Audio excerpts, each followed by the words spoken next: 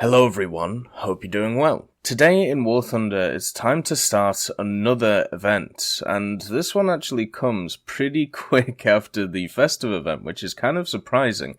Generally, we have a little bit of a grace period between the festive event and then either April Fool's or the World War II Chronicles event. But now, instead, we have an event at the end of February, which is going to lead us into March. Now, this event starts on the 21st of February, so you don't have to worry too much yet, but it may be time to do some preparation for some people. The first thing I would like to mention is, as with all these types of events, when it comes to War Thunder, I offer the invitation for you to come to the Tech Hub.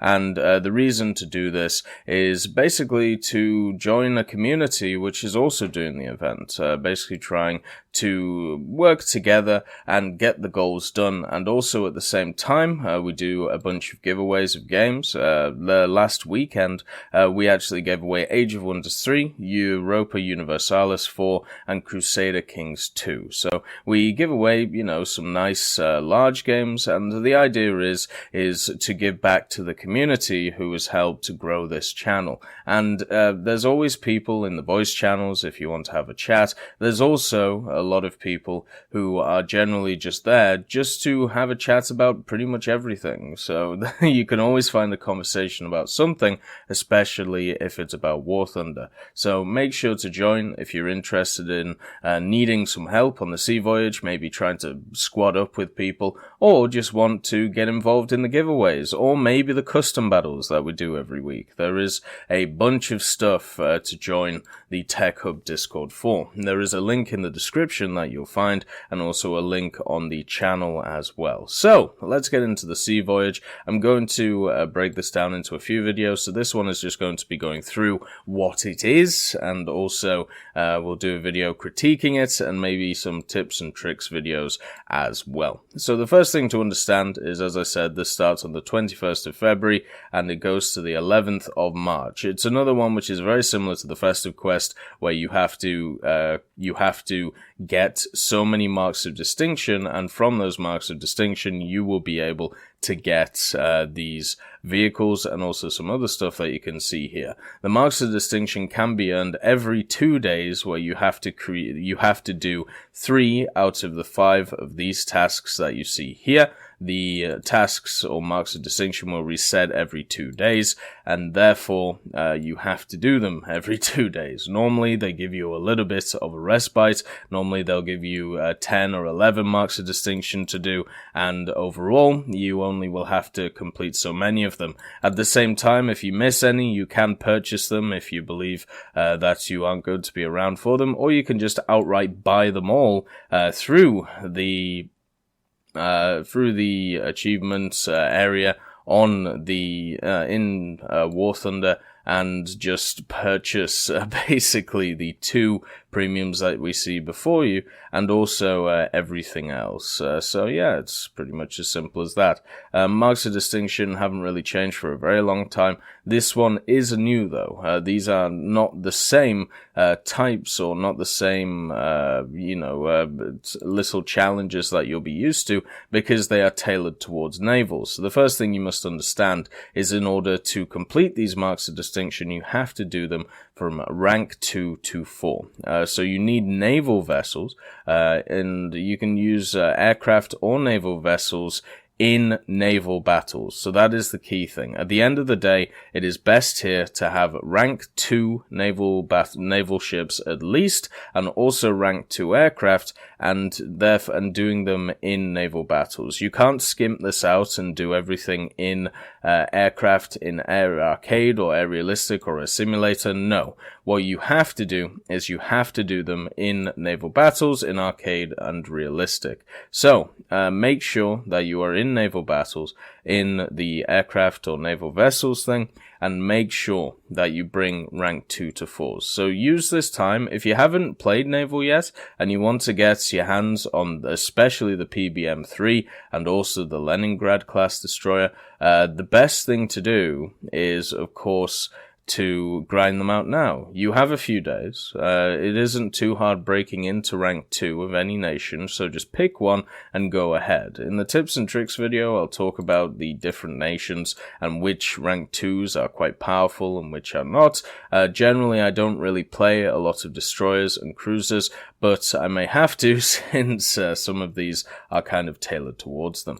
So, let's go through the tasks to receive the Marks of Distinction. Once again, you need 3 out of 5 of these to be able to get a single Mark of Distinction. It resets every 2 days. You need 9 of them overall, so that's pretty much 18 days worth of work in order to get all of these stuff on offer.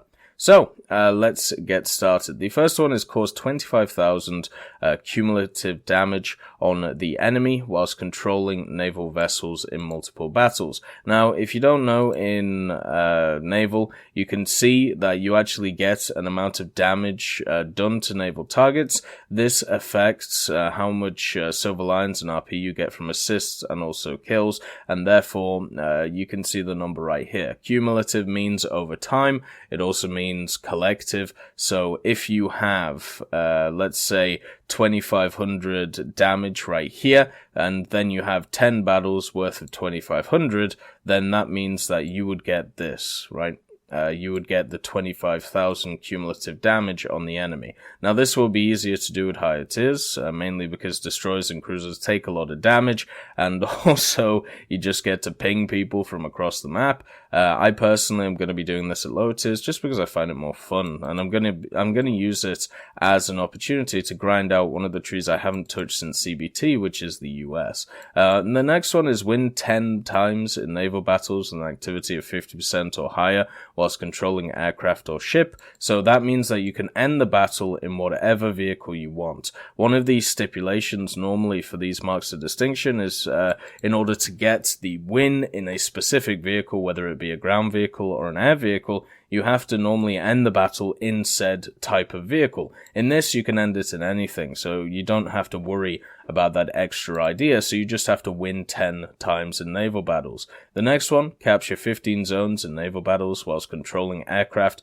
or naval vessels in multiple battles. So overall, this is another cumulative one or collective one, where just over time, you just have to capture 15 zones. So this one will be done over time, just like the win 10 times in battles. And then you have destroy 5 enemies using torpedoes whilst controlling aircraft or naval vessels in multiple battles. So once again, this is also cumulative. There's a lot of cumulative ones here.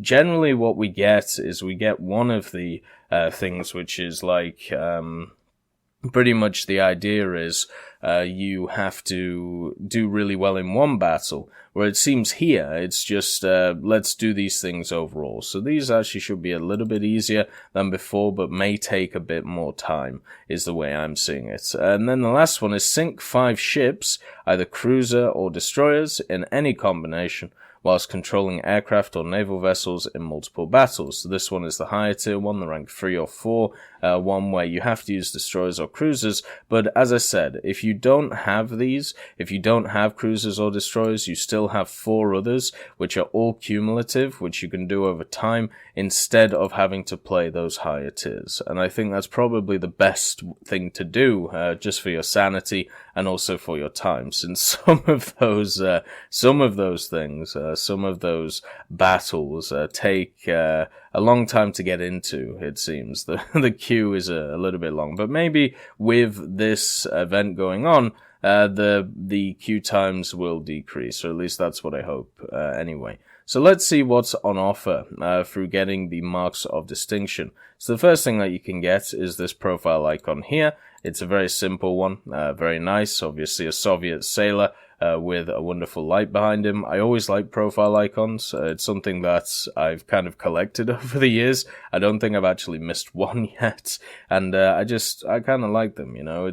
It's nice to have an extra little thing in the game. And then you have these nose arts, so obviously these are either designed to be put on planes or designed to be put on the front of ships. You can see that their quality is incredibly good, maybe not as good as some of the other nose arts that we've had, since they seem to be much more PNG than JPEG. What I mean by that is there is definitely not a specific outline on these, where these are much more kind of planted there. So they'll fit more on the aircraft and the ships and even the tanks that you put them on, but it definitely, in my opinion, won't look as good. But that's fine. The two vehicles that are on offer are the PBM-3 and the Leningrad destroyer, which is a Leningrad class destroyer. Now, for me, we actually went through these a few days ago, basically the historical background of them. The PBM-3 is the second variant of the PBM that we actually have in the files. There is a PBM-1, a PBM-3, and a PBM-5. The PBM-1 has the yellow and silver color scheme that the US used pre-war. Then the PBM-5 has a darker blue, but the PBM-3 is the middling one. It has some improved engines over the PB-1, and it also has the pontoons, whereas the first one does not. So, in my opinion, what we're going to see is we're going to see this premium version, and yes, both vehicles are premium. This one's a premium rank 2, this one's a premium rank 3, so that's good, to look forward to. We're going to see this as a premium, and then hopefully the other two in the tree. So what do you get out of the PBM? Just instead of the historical facts, what do you get out of it in game? Well, it's very similar to the PBY in the way that it does have quite a large bomb load. It will also, I believe, be able to carry torpedoes as well. It can carry 8,000-pound bombs and also 5 12.7 millimeter M2 Browning machine guns. You got one here, and I believe 2 here, and then 1 back here. And then maybe 1 back here as well. That will be your complement of 5. So it'll be decent defensively. The only issue will be under here. And also, it'll have a ton of bombs on it, and hopefully a wonderful cockpit, which is something I'm really personally looking forward to. The Leningrad, oh, by the way, may I just say, this style that they do. This style is one of my favorites when it comes to their artwork. I think it just really looks lovely. It may not be best for backgrounds, it may not be best for wallpapers, but I just really dig this style. I think it's really nice. Anyway, so the Leningrad destroyer, and we know it's the Leningrad destroyer because first of all it says it over here, and also it says Leningrad on the side. It's, I believe, is a Leningrad class destroyer, and therefore it has 5 130mm B-13 cannons. It also has a bunch of 533mm torpedoes and a ton of AA. And if you want to grind out the Soviet tree, having a destroyer is very nice, especially a premium one. So you can see the torpedoes right here. The 130mm, you have 1, 2, 3, and then I believe you have a dual one on the back, if I remember, and then, oh no, it looks like you have 2 here. So you have 5 singles, it looks like. Then you have a bunch of 37s and some 45s. At least when we look at the Leningrad class destroyer, that's what they had. And then maybe some Dishkas sat all over the place. But the main thing is the main cannons that you can see 2 on the back, 3 on the front, and a few spotted AA things that you can see here and here, which will be used, I'm sure, to kill ships and also kill aircraft. And then the torpedoes here as well. It's very much a bog standard destroyer, average speed, average armor, and then also the guns, I suppose, are the speciality. 5 130s. We do have a Leningrad class in the game already, so this will just kind of be a nice little addition to it as well. Because it's a premium one. Now, one thing that it doesn't note here, which has been, it does. It does actually note here, but only for one of them. So for the Flying Boat PBM-3 Mariner, something that you will have noticed from the festive event is they actually gave everything coupons. Everything had coupons, so you could sell it on the marketplace after the fact.